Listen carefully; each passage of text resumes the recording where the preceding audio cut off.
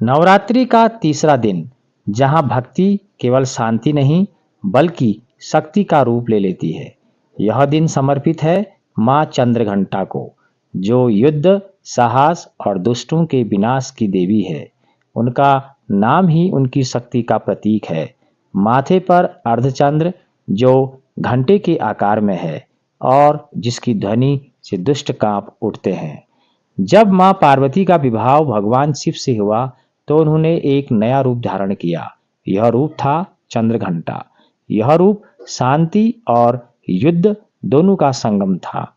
एक समय स्वर्गलोक पर एक असुर ने आक्रमण कर दिया था, जिसकी शक्ति इतनी भयानक थी कि देवता भी भयभीत हो गए। इंद्र सहित सभी देवता भगवान शिव और पार्वती के पास सहायता के लिए पहुंचे। देवताओं की पीड़ा सुनकर मां पार्वती का स्वरूप बदलने लगा। उनका चेहरा तेजस्वी हो उठा, आंखों में अग्नि प्रज्वलित हो गई। उन्होंने सिंह पर सवार होकर अपने युद्ध रूप चंद्रघंटा को धारण किया। मां चंद्रघंटा के इस रूप में वे सिंह पर सवार हैं। उनके 10 हाथ हैं। हर हाथ में अलग अलग अस्त्र, त्रिशूल, गदा, तलवार, कमल, धनुष और उनके मस्तक पर अर्धचंद्र, जो घंटा का आकार में है। जैसे ही मां ने युद्ध के लिए प्रस्थान किया, उनके मस्तक की घंटी बज उठी। उसकी ध्वनि इतनी प्रचंड थी कि राक्षसों की सेना घबरा गई।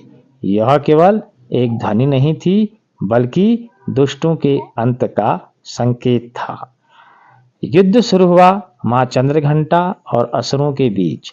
राक्षसों ने अपने सारे अस्त्र शस्त्र चला दिए, लेकिन मां के सामने वे टिक नहीं पाए। मां ने अपने त्रिशूल से असंख्य राक्षसों का संहार कर दिया।